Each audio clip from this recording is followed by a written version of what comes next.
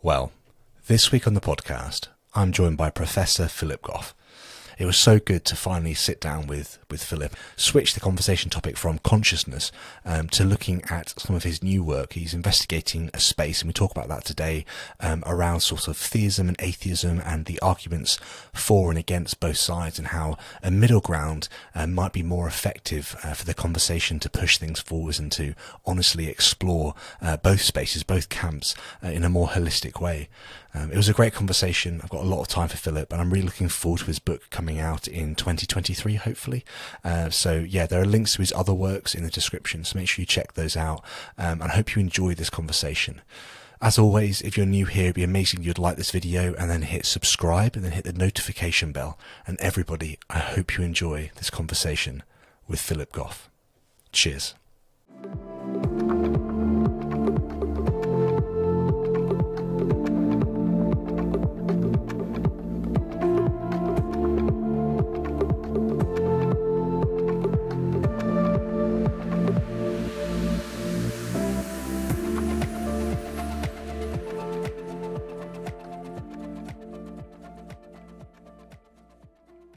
Hello and welcome to another episode. My name's Sam. Today I'm joined by Professor Philip Goff. Philip, it's great to have you on the show. Hello, Sam. Good to be here. It's been a while. We keep postponing, don't we? But I'm glad we finally managed to do this. Yeah, it has been a little while. I know we kind of had you booked on for like a live stream, and then I stopped the podcast for a bit, and then we've been trying to get you back on the show and have this conversation. But I kind of feel like it might be quite a good thing. I know in the past you've spoken heavily on consciousness, and we were going to initially talk about that, but then we've kind of slowly shifted the conversation as you've been doing a lot more writing and a lot more sort of investigation into the sort of theism, atheism, naturalism sort of space. Which I think will be a really, really enlightening conversation. I know you've spoken on a few channels on it, so it'd be really cool to touch that, I think. So before I let you do that, though, it'd be really cool if you could just give us a bit of an overview of your sort of journey into this space, your sort of profession, your sort of, work with consciousness, and why you started beginning to look now at more of the sort of kind of philosophy of religion space. Yeah, thanks. So I'm a philosopher at Durham University in the far north of England here, and I guess consciousness, as you say, has been my main thing. I mean, I guess more generally, my philosophical drive's always been the nature of reality and wrestling with things that it's hard to fit into our conventional scientific story of reality. So there are, a number of these things like free will, morality, abstract objects that mathematics seems to talk about. So how do all these things fit into our normal story of physics and chemistry and so on that we tend to think of as defining the nature of reality? But consciousness, I always thought, is the most challenging one, because it's the one that it's so hard to deny it exists. With other philosophically troubling phenomena, it at least seems an option to say, maybe it doesn't exist. Maybe we're not really free in the way we think we are. Maybe there aren't really facts about value.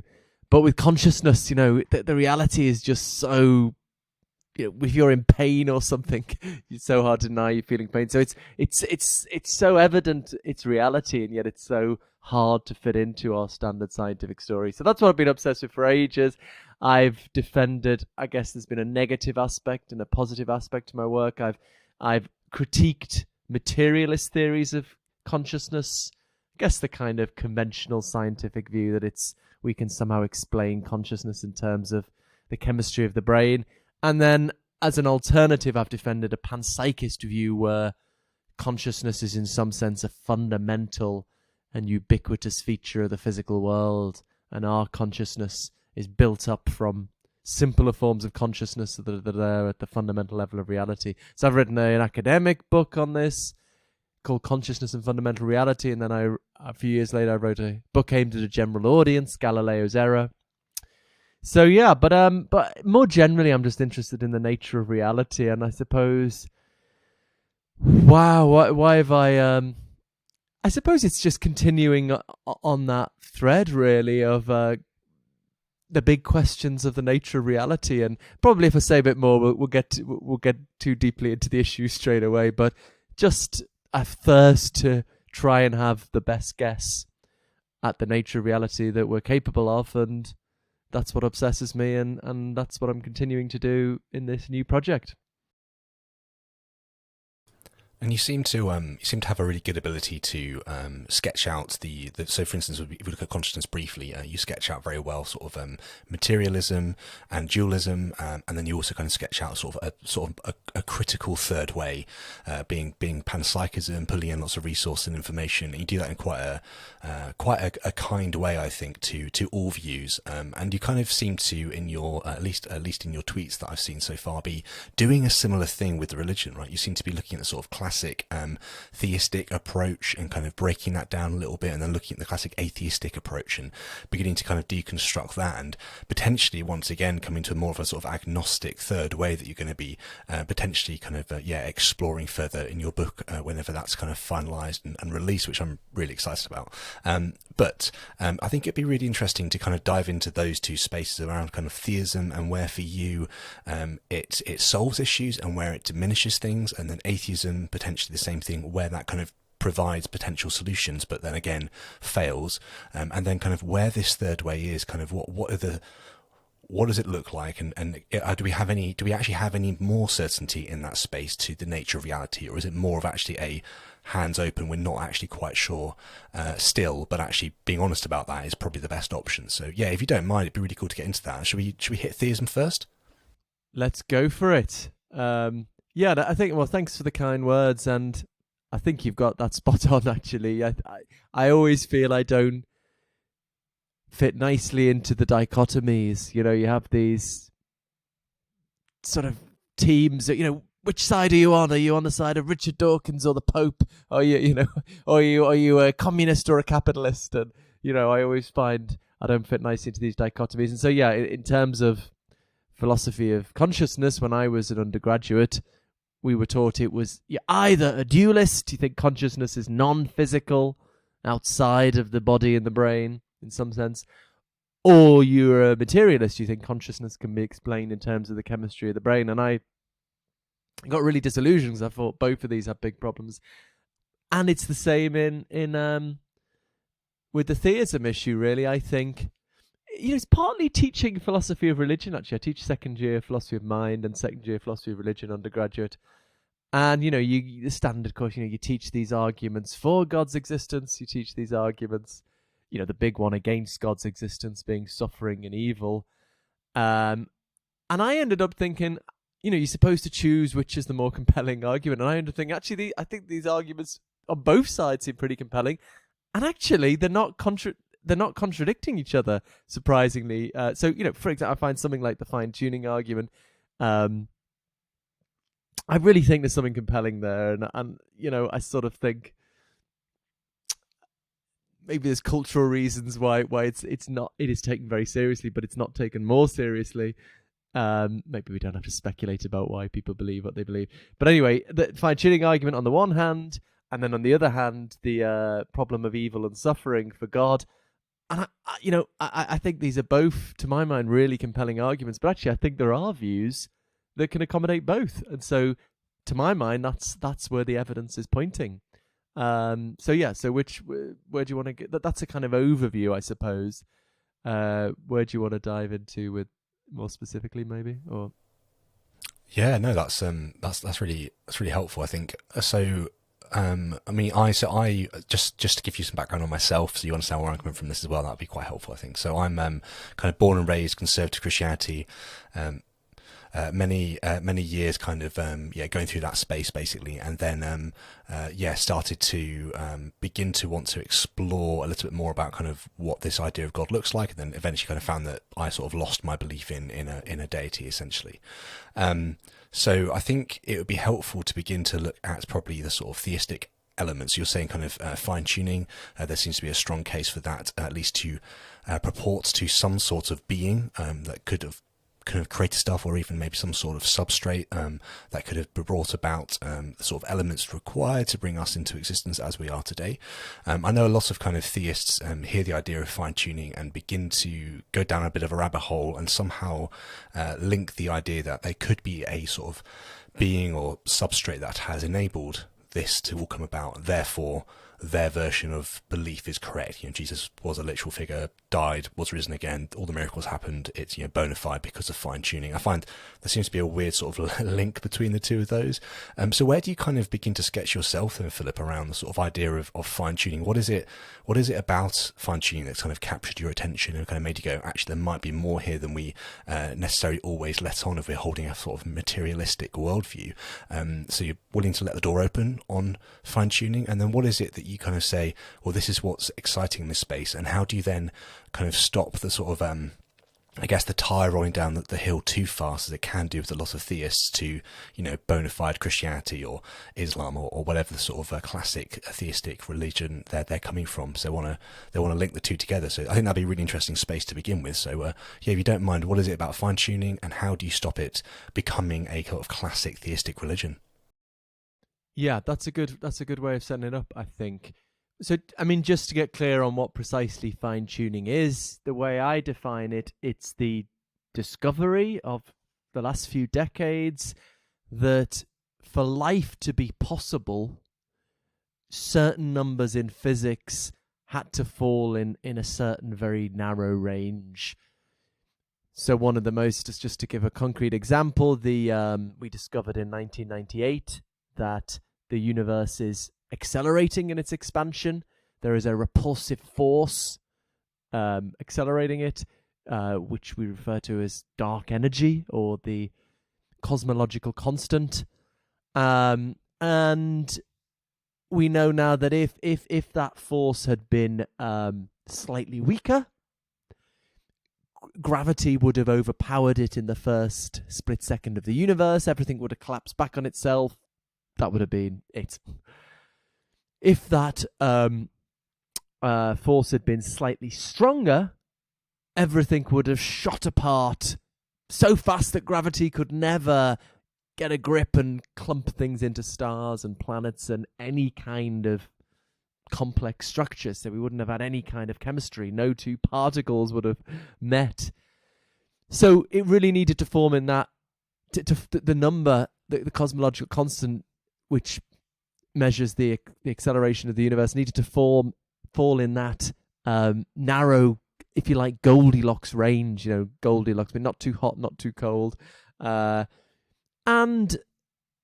on the face of it, it looks like the odds of getting that right number for any kind of chemical complexity and therefore life by sheer chance is just ludicrously improbable. I mean, so you get online, some responses when people say, "Oh, improbable things happen."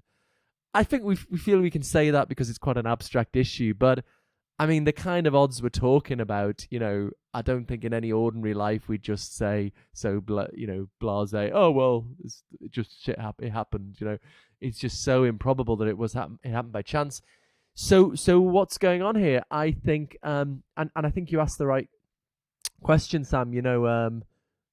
What's the minimal hypothesis this is supporting?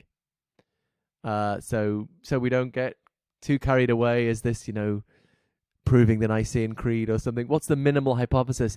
The way I define it in my new book, which I'm currently working on, hopefully out sometime next year. I was hoping it was going to be summer 23. I think it's going to be a bit later than that now. But anyway, I'm currently working on reviewers' comments, 4 sets of reviewers' comments. Anyway, sorry, I'm digressing. So the minimal hypothesis I define as that those numbers are as they are because they're the right numbers for life. So I think it's incredibly improbable that it's exactly the right numbers by chance, and the alternative is that those are the right numbers because... Sorry, let me say that again. That those numbers are as they are because they are the right numbers for life.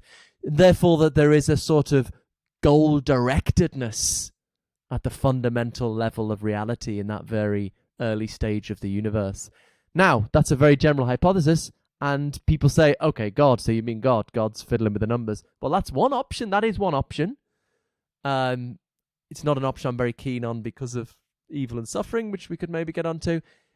But there are other alternatives. So in my book, I explore 3 general hypotheses.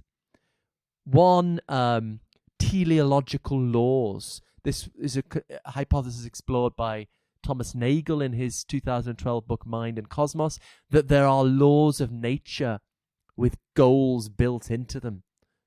So we tend to think of laws of nature as just sort of going from past to future, determining, what's happening at one moment determines what's happening at the next moment. But teleological laws sort of work from future to present, future to past, or future to present. Things happen because they are conducive towards a goal such as life in the far future. So that's one option. Another option is a non-standard designer. Maybe a bad god, an amoral god, an indifferent god, a god of limited power, a god who's, trying to create a good universe, but can't just create complex life like that, or like by breathing into the dust as we see depicted in Genesis. And so the only way God can create a universe is by starting off a universe with the right physics, and it'll eventually evolve intelligent life. And God's thinking, oh no, it's going to be messy, but I'm really sorry about that, but it's this or nothing, So that's one option. Or the simulation hypothesis, often more attractive to naturalistic-minded philosophers, that maybe, we're in some kind of simulation, maybe some kind of simulation just created by creatures in the next universe up, doing some experiments or trying to work out what a certain kind of universe will evolve into. So that's the second one, a kind of non-standard designer. And the third option is cosmopsychism. This is what I've defended. The panpsychist views, certain forms of panpsychist views hold that the universe itself is some kind of conscious entity. And, if you've got a universe that is a conscious entity and there seems to be some kind of goal-directedness, well, maybe that's just the goal-directedness of the conscious mind that is the universe. Sort of, maybe in some sense, the universe fine-tuned itself. So these are 3 hypotheses I'm open to and explore. And, I think, to my mind, the evidence is pointing somewhere in between theism and classic atheism. And, we need to get on with trying to work out what's the best hypothesis. And this is, I suppose, a first step at doing that. Yeah, I find the simulation hypothesis to be a really interesting one, because, as you mentioned, the sort of numbers and the constants needed to get us to where we are today are, you can go away and look at the maths and it's absolutely incredible. And it kind of, skeptics tend to say sort of things like, well, if it wasn't the case that we were here, we wouldn't be able to look at the situation to kind of say that we're here, which sounds weird, but basically they're trying to say that, of course, those are the numbers, because if they weren't the numbers, we would never be here to ask those questions. So, it must just kind of come about. And they kind of then stipulate or begin to explore the idea of a multiverse, which I know you've addressed elsewhere on other shows before. But I find the idea of a simulation to be exceptionally interesting, because, and this is going on a bit of a tangent, but it kind of feeds into a little bit of people's idea of purpose and their idea of destiny.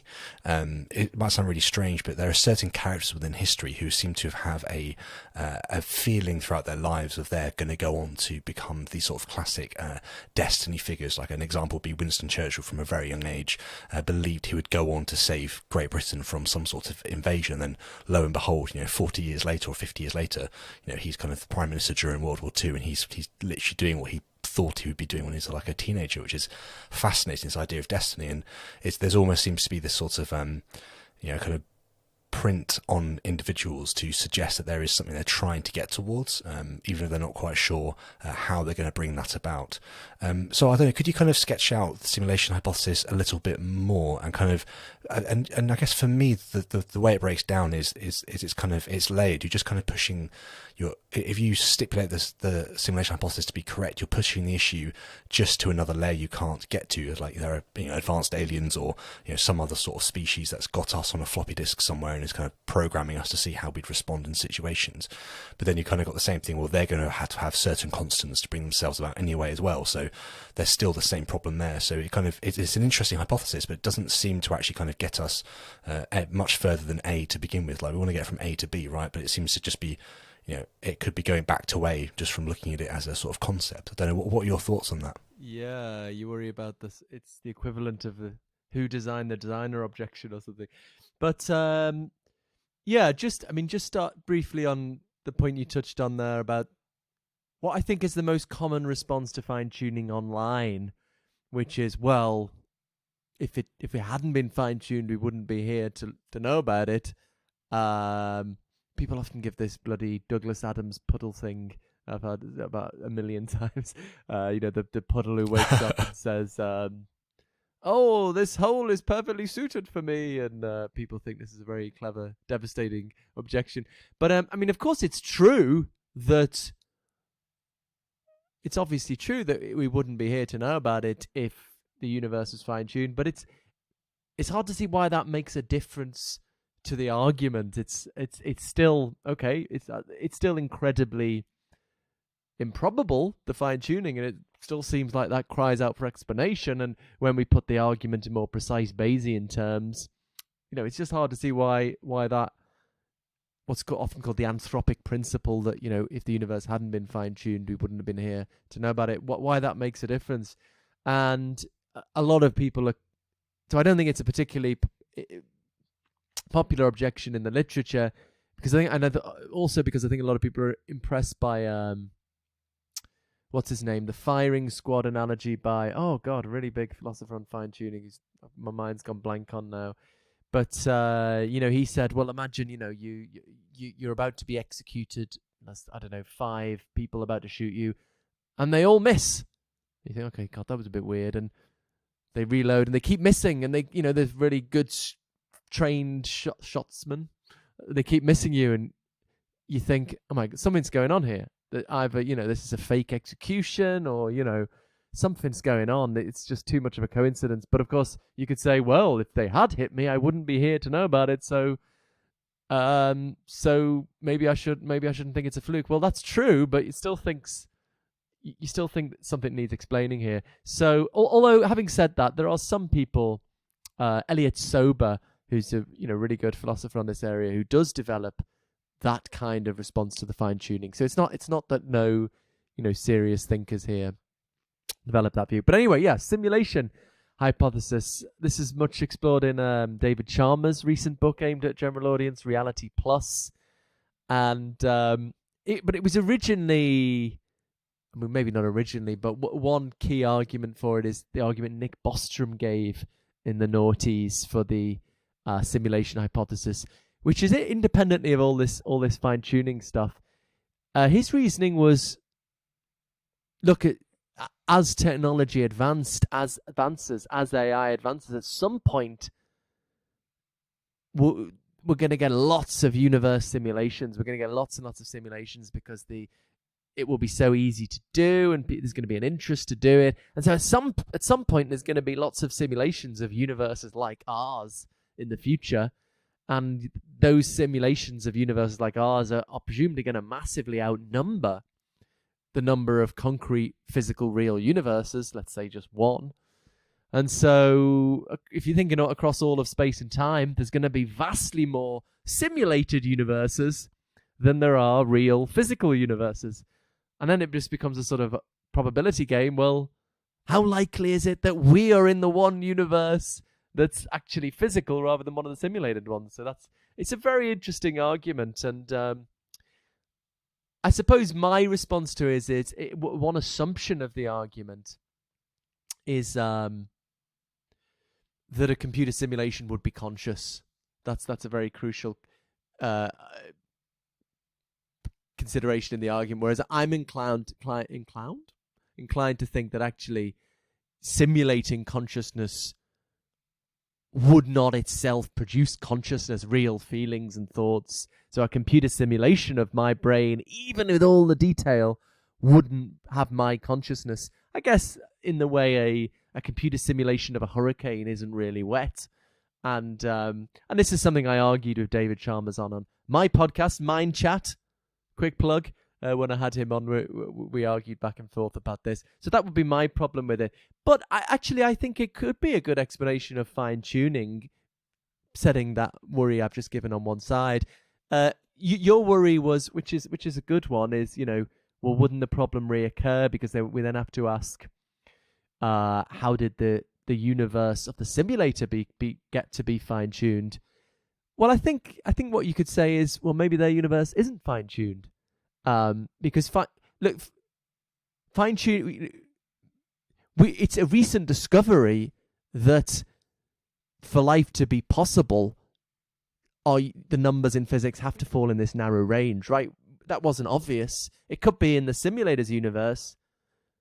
The numbers in physics didn't have to fall in a narrow range. Maybe physics was more flexible, and also, most kind of constants in their physics would have given rise to life. So obviously the simulator's universe is going to be life conducive, but it doesn't follow that their universe has to be fine tuned in this very specific way in order to be life conducive. So I think it is a good intriguing response to the argument, but I have these worries about whether a simulation would really be conscious.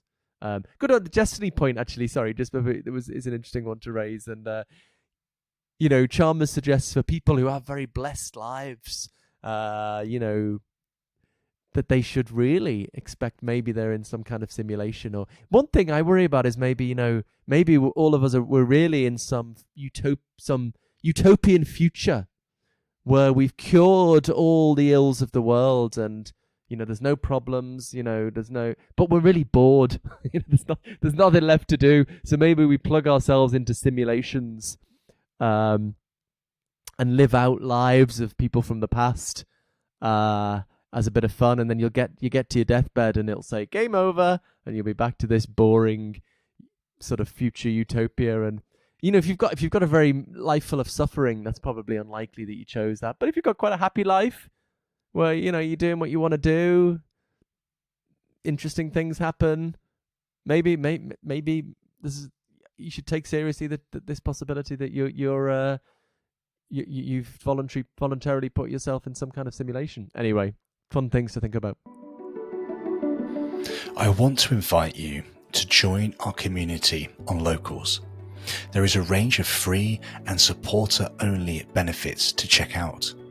On Locals, you can ask guest questions, access the reading plan to prepare for upcoming conversations, get early access to all the full-length video and audio versions of each episode, and meet like-minded followers of the show.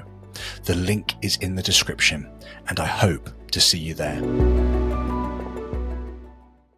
Absolutely. I find it really interesting, because you could argue that if somebody has a life of suffering, that not that they deserve it, because that's really cruel, but that it could be some sort of recompense for something they've done in this other environments they've had to go in, because either for some sort of punishment potentially, or because to become a certain thing in that place, you have to have gone through, you've got to serve years of service experiencing certain things. You've got like levels to hit, and you've got to begin to try and tally all of that up, which is an interesting idea. But the other thing I find fascinating is obviously the sort of way we're talking about life, the way we're defining this, obviously we're talking about carbon creatures, aren't we? We're saying that these variables need to fall in line for carbon beings such as ourselves to come about, but we don't know, and it's obviously just a hypothesis, but there could be other forms of life, silicon or whatever else we want to stipulate, that could or come about in other places. So this sort of idea that the original universe where simulations began and we are then therefore simulated,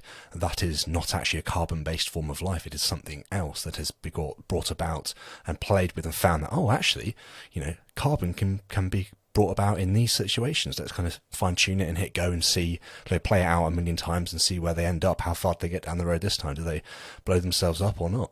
We'll have to see. But yeah, I find that really interesting as well, that actually there could be other forms of life, potentially in other areas of the universe, or potentially even kind of if we are simulated, or we are in some sort of weird setup that are just different to ourselves. Have you kind of thought much about the sort of other versions of life other than just carbon, or does that just become there's so many rabbit holes, then it just becomes not worth thinking through? Yeah, I don't think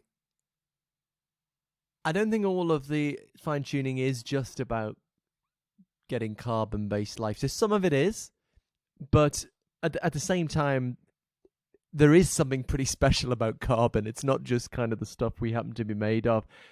I mean, I talk about this in my book. I can't remember offhand the specific details, but I think that the chemical flexibility of carbon vastly surpasses other chemical compounds. So there is something very special about carbon, and it is harder to see how you get complex life without carbon. And there has to be very special things to happen to get carbon. You have to have stars. You know, carbon's made in supernovae of stars. But it's not just carbon. It's I mean, a lot of the fine tuning is about kind of any kind of chemical complexity whatsoever. You know, the strong nuclear force that binds the nucleus of the atom together. You know, if that had been a bit different, you would just have. Is it stronger or weaker? A bit weaker, I think. You would have just had hydrogen, the most simple component, and so you would have had, you know, one chemical reaction. Very, very no chemical complexity whatsoever. And also, I mean, the example I gave before, if either the universe collapsed back on itself after a split second, or everything shot apart too quickly to clump anything together, so no two particles ever meet. So, you know, I think it's more than just about carbon-based life. Although, as you say, it could be that in the simulator's universe, it's much easier to get carbon, or you can have chemical complexity without carbon. Or so if we're thinking of other possible universes, that's we can entertain those ideas. But I think the scientific consensus is that in science as we currently know it, of course, the science could change, you know, tomorrow. But as science as we currently know it, it seems that you have to have a lot of fine tuning to get any kind of chemical complexity, I think. Is my understanding. Yeah, no, it makes sense. I find it really interesting. So I don't know if you've experienced this as well, but obviously you're kind of you're putting forwards a theory which could obviously kind of probably get the backs up of atheists, you know, across the world, at this idea that there could possibly be something, we don't know what, but something that is beginning to show itself as godlike to some capacity to set limits upon different variables to ensure that life potentially is directed towards a purpose or a goal. Before we jump over to sort of theism and suffering and stuff, which I'm much more familiar with, would you say that you've come across much pushback in exploring this from atheists, and have you come across much excitement from theists as you begin to push this idea of fine-tuning further forwards into the public literature? Yeah, well, I think everyone hates me. That's the problem. You know, I'm sort of. I had this tweet saying, wow. You know, I had a tweet. It was just a provocative tweet saying, you know, atheists are in denial about fine-tuning. Theists are in denial about suffering. You know, we should be putting aside the ideology and trying to find a middle way. So, you know, it was. I don't really think that either side is in denial. There are intelligent people on both sides, but that did cause a lot of noise. But I guess a little bit more among a bit more among atheists, I guess. You know, among, not going to mention any names, but someone is, you know, very, very, very, very critical of theists, you know, saying they're sort of idiots and stuff, and then got very worked up by this suggestion of this very, very soft critique of atheists. But yeah, so I guess with both of these things, with my work in consciousness and with my work now, it's I suppose because it doesn't fit nicely into either category, it kind of annoys both sides. And has there been theists appreciating that it's, I suppose, to some extent, although I'm not agreeing with that view either. So yeah, just everyone hates me, but it's kind of fun. There's been some really, really, really productive conversations, and really as well as the anger. I haven't had as much anger from this as I did from panpsychism, actually. When panpsychism first was getting talked about, and then it was sort of a wave of anger. Certain senior members of the profession getting very annoyed on social media, and then when it sort of hung around a few years later and wasn't just a fad that disappeared, there's a lot of anger. So I don't think I'm getting anything like that. But it's nice to shake things up and stop. I love the debate. I love YouTube channels on theism and atheism. That's actually what I've really enjoyed, getting into these discussions and getting into that world a bit more. And there's a really great community and stuff, and seeing there's kind of moving on a bit from new atheism. There's much more collegiate discussions on these things, which is really nice. But it's nice to shake up the discussion a bit by offering a slightly different perspective that doesn't fit neatly into the two camps. Absolutely, it's. I think it's important. I think as someone like Thomas Nagel's done when he kind of reflects on materialism and pushes against that quite firmly. And he's obviously not. I think he's pretty much is an atheist, right? But he kind of pushes against the idea of materialism. Whereas you're not saying that you are a theist now or anything like that. You're still standing in the place of kind of going, well, let's actually stop and question this a little bit more and begin to say we need to change our questions to be able to try and produce some more hypotheses, to be able to test and see where we can get to, which I just think I think that's a really healthy thing. So I have a lot of admiration for that. Thank you. So switching now to the, I guess, kind of more theist issues. You've obviously mentioned the problem of evil, and I want to get into that, but just very briefly, I just want to touch on this sort of concept that I've been exploring a little bit, and I'll be releasing an episode following this one, looking at this in a little bit more depth for my listeners. But so as I mentioned to you before, I was a Christian and had lots of sort of views around that space. But over time, what I've begun to kind of realise is for theism to be true, and I'll try and get this into a nutshell for us, there has to have been a time within history for the individual to A, have known that God is real, and B, have made an active decision to sever or walk away from their relationship with said God and go about their own way. And for the life of me, the more I kind of begin to look at this and try and work it through, I'm finding that theism doesn't seem to work because of our evolutionary history. If for instance, if there was actually a Garden of Eden, Adam and Eve knew God, walked with God, made the decision to eat the fruit of the tree of good and evil, and then obviously the relationship then was damaged, and then the idea is that Jesus came and restored that, right? That's the sort of classic Christian theology. He came as an atoning sacrifice, died, rose again, accepted by God, so that we could then once again form a relationship with God. But if we then turn around and go, actually, that story isn't literally true, it's more metaphorical or hyper-real, as Jordan B. Peterson would say, hyper-real, it's the new buzzword. Basically, what we get to is we get to the situation where there needs to have been, within our evolutionary history, a literal time where humanity in some form knew of this God, and then some form had the ability to sever or damage that relationship, and i.e. the sin came, the fall came, and then we needed that sort of restoration from a Christian figure, like he wasn't Christian but Christ, a now Christian then Jewish figure. I don't know, I've been toiling this quite a lot and exploring and writing about it, but do you have any sort of gut reactions or sort of initial thoughts on that idea? Yeah, that's really interesting. I mean, yeah, that kind of sounds right to me. I mean, I am interested, just as at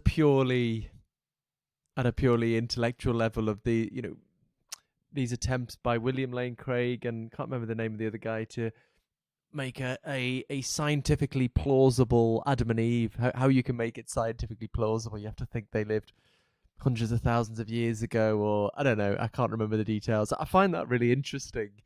I mean, I don't for a second buy it. So, but if that's your worry, so yeah, I guess I don't buy into the whole thing because of broader issues of the problem of evil.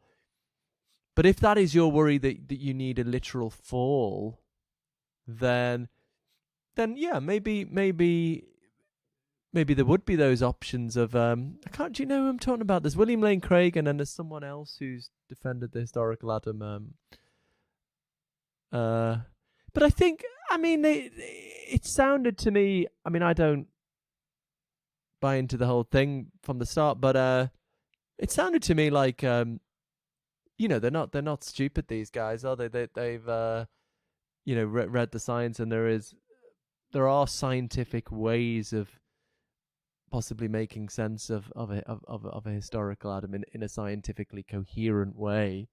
I've had a good conversation with Josh Rasmussen, is a theist on the Christian Idealism channel, and I mean, he's a Christian but he's in our discussion of this. He of a relationship, he seemed to be saying like maybe God actually asked us if we want to be part of this life, or he seemed to be a bit going back whether it was a counterfactual that if God had asked us, we would consent, or if God literally got our consent sort of before we were born or something. I don't know. So that it seemed to be very important to him that we've consented to the suffering of life. Something else that's been interesting to me is, I'm definitely an atheist about the omni-God, but actually talking to very liberal Christians, I was invited to speak at the German Catholic Philosophy and Theology annual conference, and I said, I don't speak German, and they said, oh, don't worry, there'll be some talks in German, some talks in English. It was all in German, so I accept my talk. So. But I had some good conversations, and there are these. I mean, my connection was there's a very good panpsychist philosopher who's a Jesuit priest, Godehard Brüntrup, at the Munich School of Philosophy, and he's a proponent of process theology, which is something that was inspired by A.N. Whitehead, who was not a Christian but inspired some Christians to develop versions of his view, where they think God is not all powerful. And that's a hypothesis I'm open to, as I said before, a sort of designer of limited powers. So you might think of Christianity on this way as, God wants to make a perfect. It's not that we've done something wrong and God is like kicked us out of the Garden of Eden. God, would have bloody loved to create a perfect universe, but the only way God can do that is like creating a universe in 2 stages, creating a universe with the right physics that eventually evolves intelligent life, and then when it's evolved enough, kind of coming into a more intimate metaphysical relationship with it, which is how they think of the Jesus stuff. It's sort of God and the universe starting to come into harmony. I mean, another person who thought in this kind of way, who's a really interesting thinker, is Teilhard de Chardin, the 20th century paleontologist and heretical Catholic priest. I think they decided after he died he wasn't actually heretical, although the church was really horrible to him while he was alive. But yeah, he had this vision of, we're heading towards God and the universe coming together and going to bring us to this next stage of cosmic evolution. So I'm much more open to these kinds of ways of making sense of Christianity that depart from the omni-God. Actually, I mean, Teilhard de Chardin, I'm not saying he departed from the omni-God. I don't know, but I don't think that's right. But anyway, so lots of different things there. But yeah, maybe if your worry was just the historical Adam, I think there are possibilities there if that's what you're up for. Although I still don't think that would fully answer the problem of evil. No, it wouldn't answer the problem of evil at all. I think it kind of it does answer some of the issues around the idea of kind of where the decision point was made for sin to then enter within the sort of classic Christian framework. But then we still have absolutely no evidence that these two people would have known God and therefore could have made a decision on behalf of everybody else spanning from them, that they we all decided because of them that it all fell through. So I kind of like it because they're creating this idea to help people who might be struggling in that space to go, look, this could have happened if you need to be real. This is the sort of mathematical probability that there was an original couple that we've all come from eventually, because you see humanity that time and time again. You see us get spread out and then we have to come back due to some sort of cataclysmic event, and we spread out again, and we've definitely been on the knife edge of failing to be around quite a few times. So there could have been a chance where there was only a few, in terms of how big we are today, a few much smaller group. So yeah, I kind of see how they could come about with it, but at the same time, this idea of actually, I think William Lane Craig says if William Lane Craig says if you go back far enough, it does make a lot of sense that there could be a couple who are the sole progenitor of the human race. Is that right? Or the other guy says they're not the sole progenitors, but so the other guy doesn't, whose name I can't remember. He wants it to be more in the period where Genesis seems to be in the Bible. No, it's still much earlier than that. Anyway, he has a less old Adam and Eve, and so they're not the sole progenitors of humanity, but they are the ancestors of all of us in the mix. so they're kind of, their DNA is in us or whatever, and apparently that is, as you say, because population was so small back then, that is apparently scientifically plausible. As I say, I don't buy into any of this, but I like it as a kind of intellectual game to sort of, wow, can we make scientific sense of Adam and Eve? No, that's cool. I like that. So I guess flipping on then to the problem of evil, one of those rare things that I think there isn't a good answer for this that I've seen, done a lot of reading in the space, and I think the way that I define it is, and then you can let me know how you define it, we can go into that, is basically looking at the evolutionary record, looking at the sheer amount of death and horror and pain and suffering that has come about. It seems an all-loving God wanting to engage with a conscious being of some description, and we believe that's humans in our current form, but potentially other hominini before us, has allowed this sort of cataclysmic event to take place, i.e. the evolutionary process of consistent death, suffering, purposelessness, horror, and then kind of we come about and we're still within this pain, suffering thing. And I think for me, what I find really interesting is I'm not a big proponent of it, but I really find the idea of stuff like antinatalism to be actually quite a good way to look at the problem of evil, because an antinatalist would turn around and say, the value one gets from life isn't worth against the sort of debt you get from the suffering doesn't pay enough. There isn't enough worth against enough worth in pleasures and enjoyment against the debt of suffering and pain that one experiences. Therefore, is it right to bring humans into the world? And actually, potentially not. If you're an antinatalist, I'm not saying I am. I just find it an interesting puzzle piece, as we've been mentioning, to look at the problem of suffering. Because if we are saying that even just on an individual basis, the suffering doesn't outweigh or doesn't help towards the pain doesn't outweigh the suffering, basically, then that's interesting. But also the sort of evolutionary span I find to be one of extreme horror and suffering, until we even get to some conscious being that would be viewed as being able to engage with a god. So that's how I view it. But obviously, Philip, you're the one writing the book. How do you define it and how do you explore it? Well, I agree that I think that is maybe the biggest aspect of it.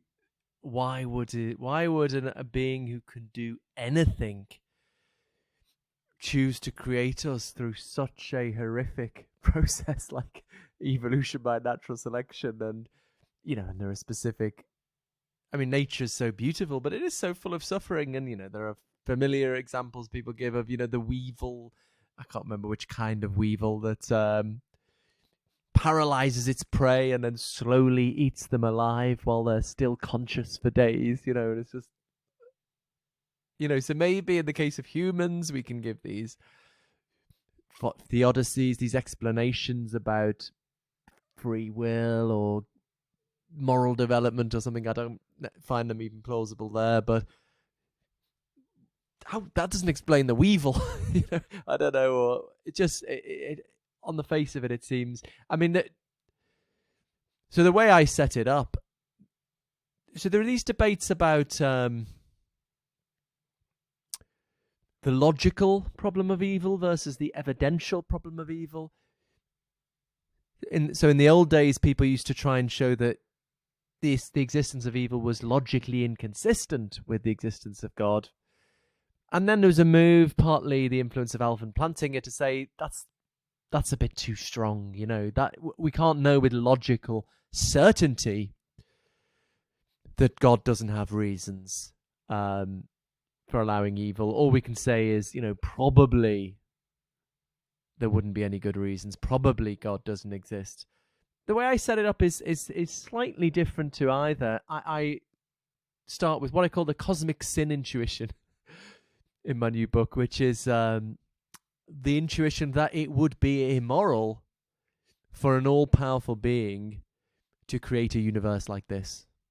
That's the intuition with it, and I make it vivid by coming back to the simulation hypothesis. So, let's say in the future it is possible to quite easily to create simulated universes, and let's say for the sake of discussion, simulated creatures are conscious. Presumably, if the civilization was reasonably civilized, they would have ethical boards to determine when you can, create a universe. If you have to apply for them if you want to create a universe for some experimental purpose. And suppose someone, says, "Oh, I'm going to create a universe, a simulated universe like the one we live in." I think the ethics board would say, "What, are you joking? What, with all, look, there's hurricanes and suffering and weevils eating. What? That's terrible. You can't create that." And they could try and say the things Richard Swinburne or says, "Oh, but creatures would morally develop." And I think they'd laugh them out of the office.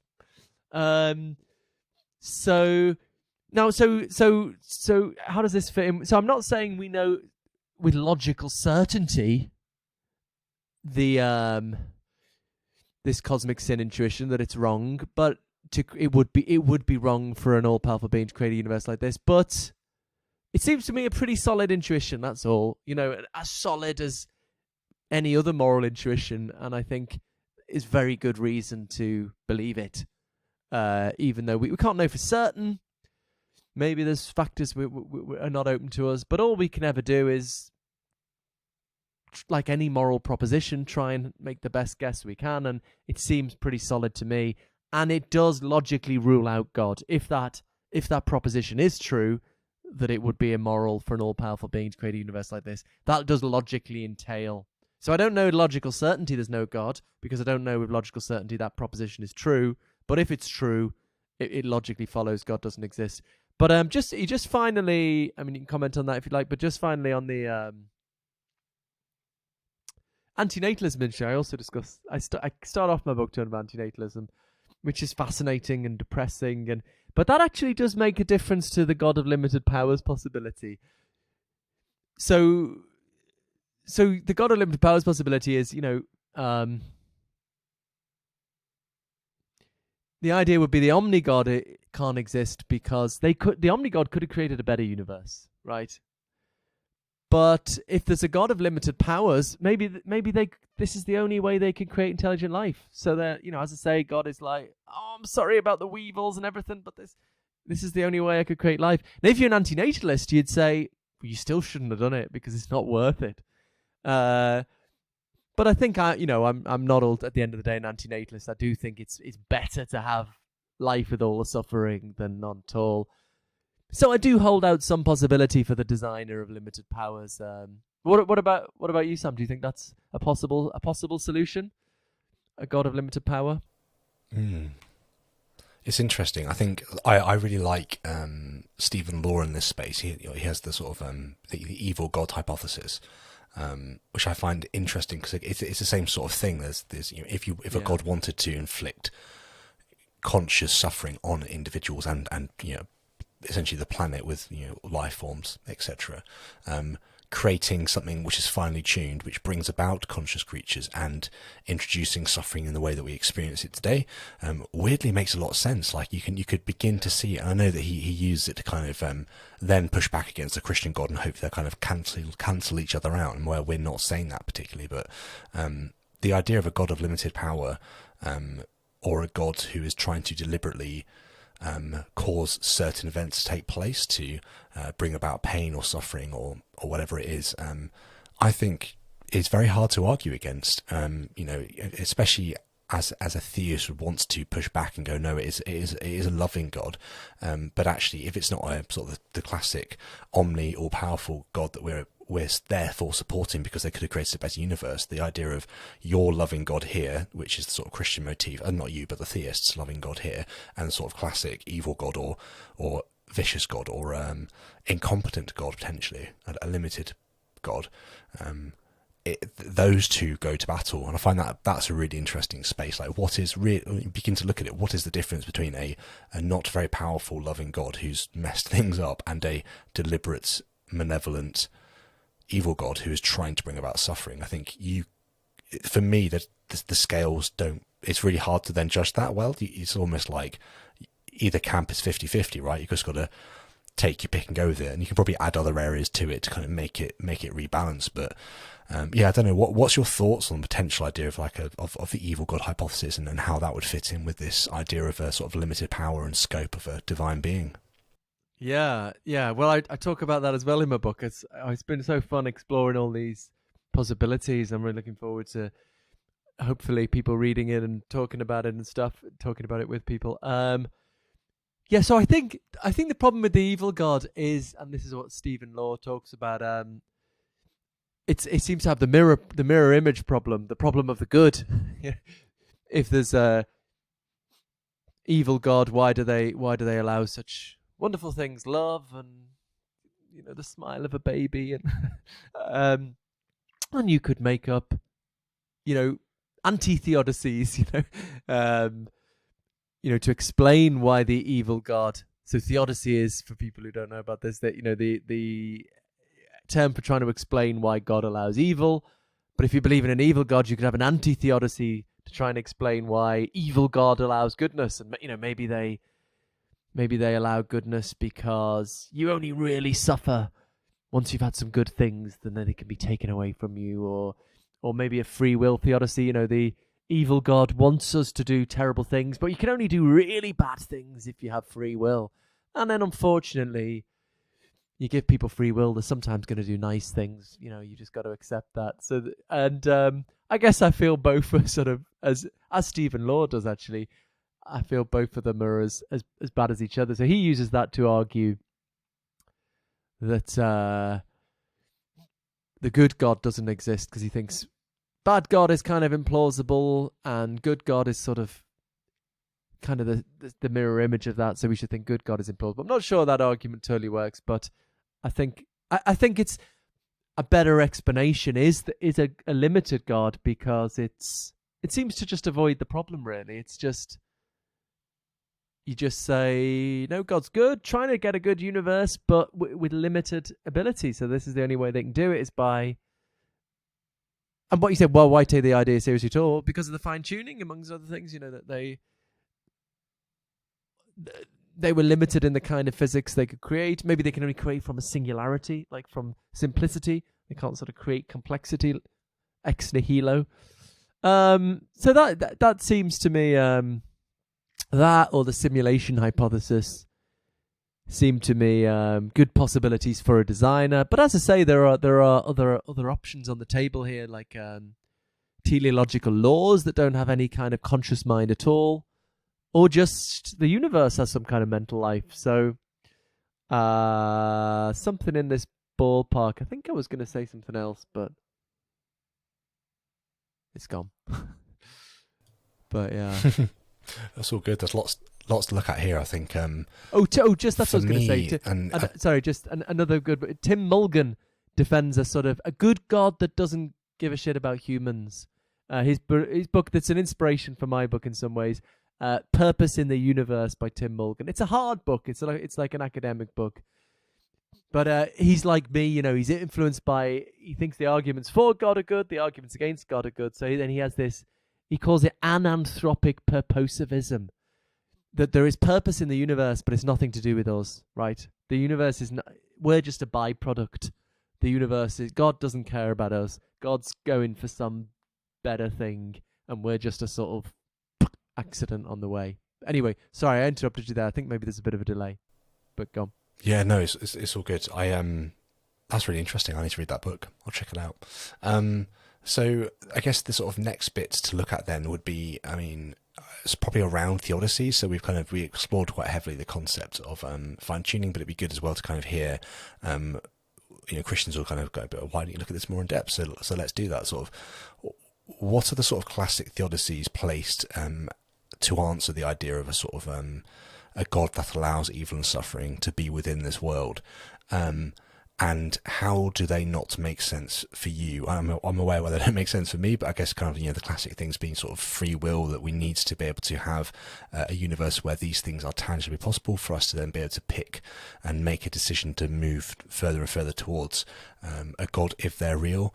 And another one kind of looks at the idea of sort of soul making, so the idea that you need to have the evil and suffering that we have present for us to then be able to I guess culminate enough within us throughout our lives so that when we depart, our souls go to rest within the abode of God, heaven, whatever language we want to use. That they're two that are quite often spun around the idea of free will, having conscious creatures making actual decisions to follow God, and around the idea of soul building or person building, that we need to go through this shit because that will mean we can actually go to God one day. And are there any other theodicies that you've kind of come across that are maybe better arguments than those, but why don't they make sense to you? That'd be really interesting, I think. Yes, I think there are two ways of responding to the problem of evil. One is to construct a theodicy, an explanation of why God allows evil. The other approach has perhaps become more popular in recent times, so-called sceptical theism. Sceptical theists say all the explanations are terrible. I mean, you hear Alvin Plantinga, actually, he thinks all you listen to him, it sounds like an atheist or something. He says, all these theodicies people have come up with are all absolutely terrible. So we have no good explanation, but they try to argue we shouldn't expect to know why God allows suffering, because God's so much more cognitively sophisticated than us. Anyway, that's an interesting strategy. I don't think it ultimately works out, but it's trying to say, even though we can't give an answer, we shouldn't expect to be able to give an answer.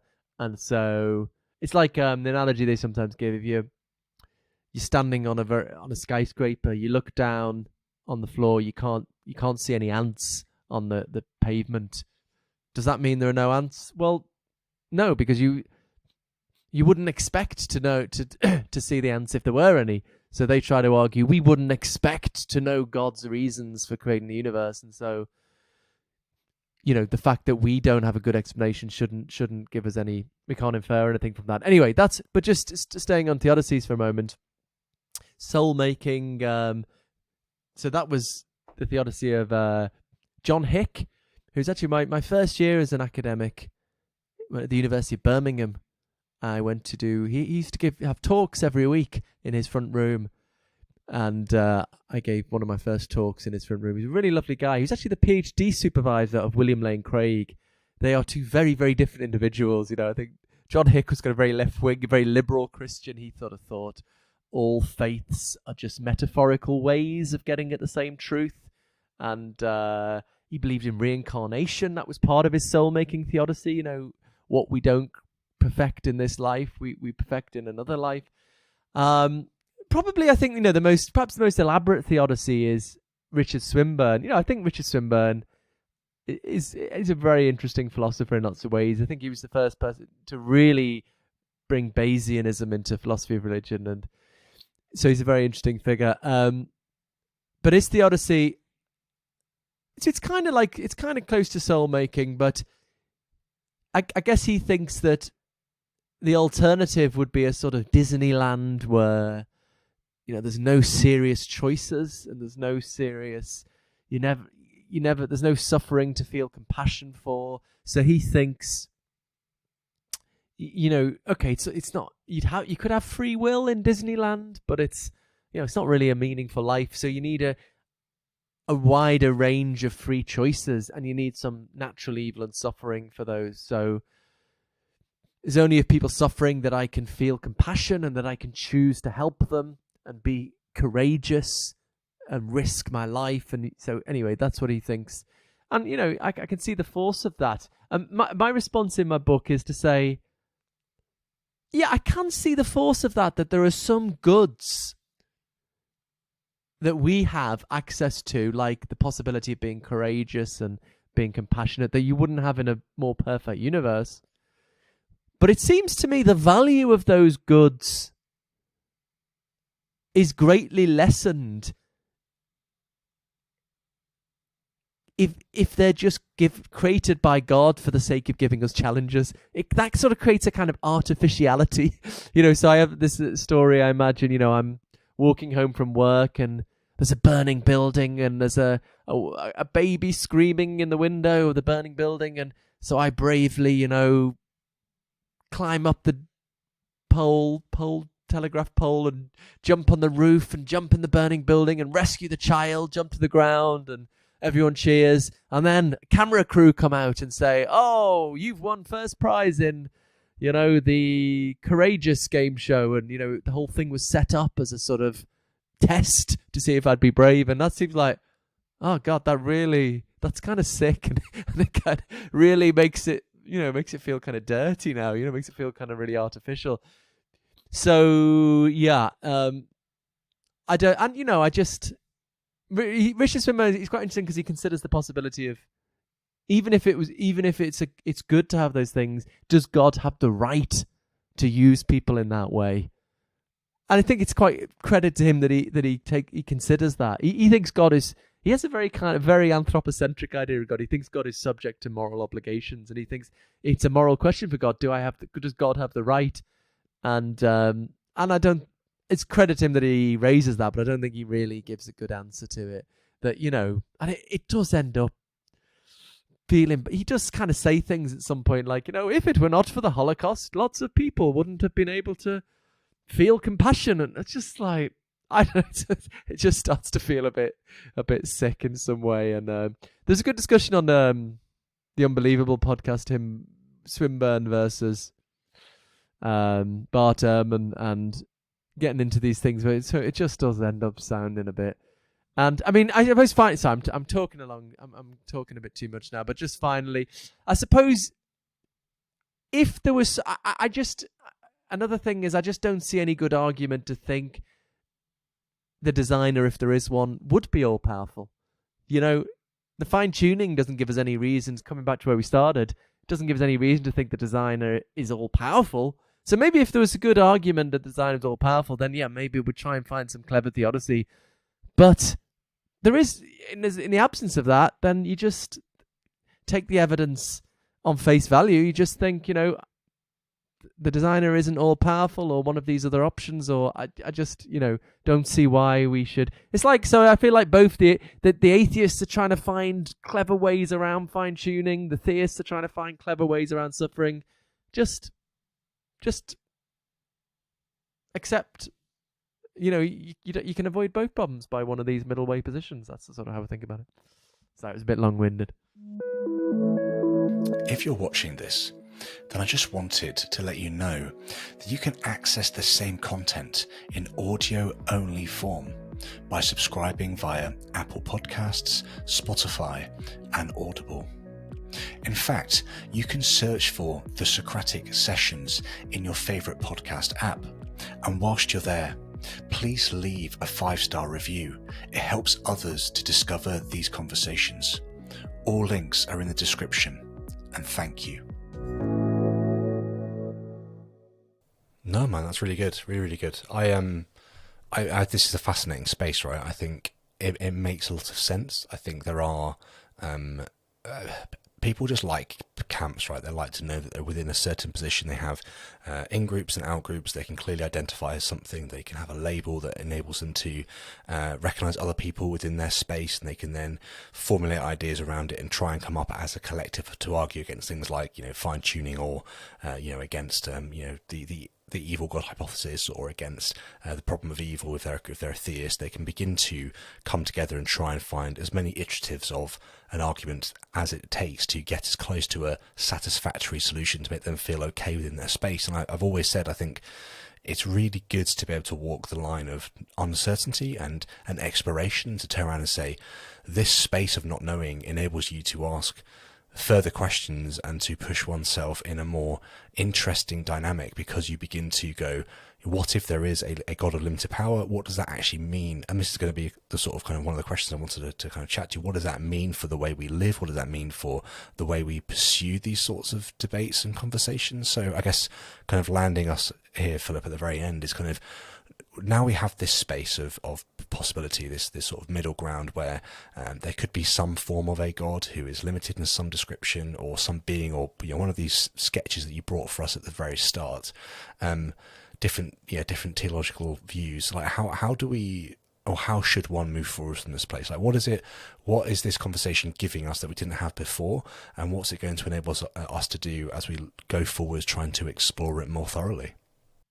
Yeah, it's a really good question, and I think you're right. I think the antagonisms are getting a little bit less, and there is more of a fruitful engagement. And there was a survey out recently, actually, on religion and science. Actually, people's views on religion and science, and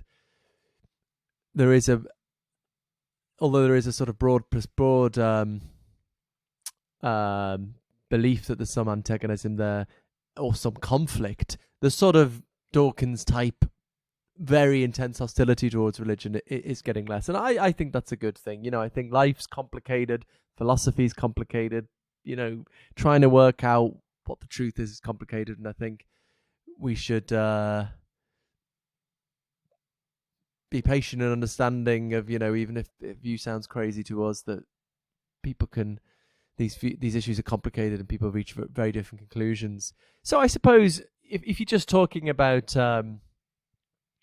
the debate, the discussions, I think it's good to shake things up by having a position that's not in the established norms, and I think the two traditional sides should appreciate that alternative challenge, and it might open up more questions and more possibilities, and I think there is already a productive dialogue emerging out of that. I think that's how things move forward, isn't it? By not just, that's what philosophy is all about, really, isn't it? Not just taking the established answers that are offered to us. I always say this to students, this is, every essay question assumes some terms of debate, but this is philosophy. You could question them. It might be slightly harder to give a good essay and get a good mark in that way, but if you can do it well, that's what philosophy is all about.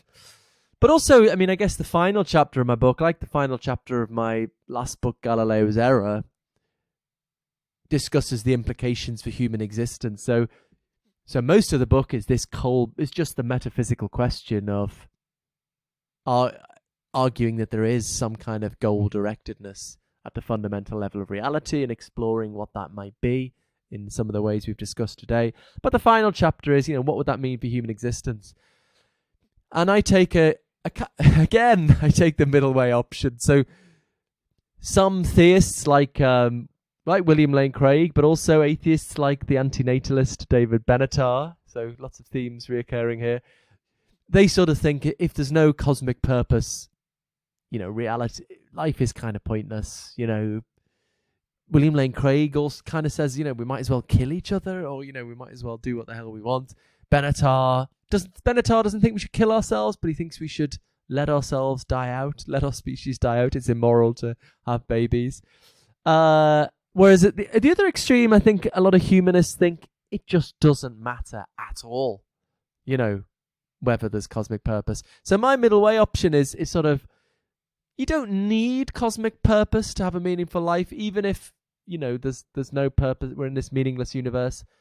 You can still obviously live a meaningful life through kindness and creativity and intellectual endeavor and so on. But I think the possibility of cosmic purpose offers us perhaps a more meaningful life. I think as human beings, we want to make a difference. For starters, there is something tragic if it all comes to nothing.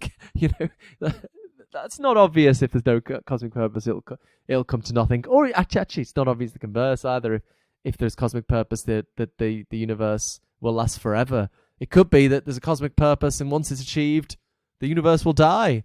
So it's not obvious actually that those two things go together. But more generally, as human beings, we want to make a difference, right? We want our lives to be meaningful. We want to make a difference. And if you could, in some small way, contribute to the purposes of the whole of reality, that's about as big a difference as you can imagine.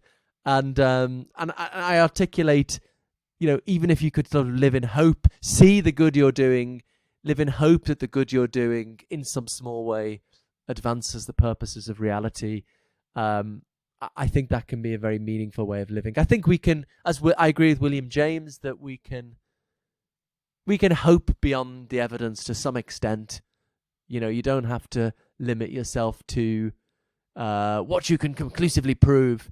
I think there's some rational scope for hoping beyond the evidence. If your prognosis of cancer doesn't look good, you can hope you're going to survive. And so I try to articulate a way of living, cosmic purposivism, where you live in hope that there is some kind of purpose to reality, even if you're not entirely sure what that amounts to, and that you're contributing to it in some way. And I find that a deeply meaningful way of living, and helps me with my ego a little bit. Not that I've got some. I'm not, I don't think I'm the most egotistical person, but some extent ego and ambition, but seeing it all in a broader picture can kind of help with that a little bit.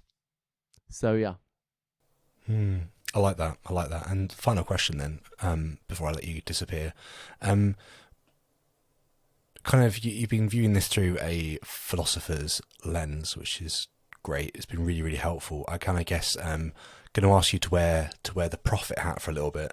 So on this sort of middle road then that we're talking about, kind of, you've mentioned about living into this sort of hope and purpose and meaning, and that's a good way to go about. But do you think at the end of the day that it's going somewhere? Like, do you think there is a road that this story's on that is going to be the final destination point or the final place, or a vague sort of there's a road going into the horizon, it gets foggy, we can't quite see where it's going, but it does seem to be going in a direction? Like, is that genuinely your sort of gut reaction? And it sounds a little bit like it is from fine tuning, pushing us in a certain direction, how you're expressing living life from this place, and also not the classic theistic viewpoints where we're going to die and go to heaven, because the idea of evil and suffering kind of negates a little bit away from the sort of classic theistic viewpoint. So I guess finally wearing the prophet hat for just a moment, would you kind of like help us understand kind of, do you think there is a direction this is going towards that we can have any sort of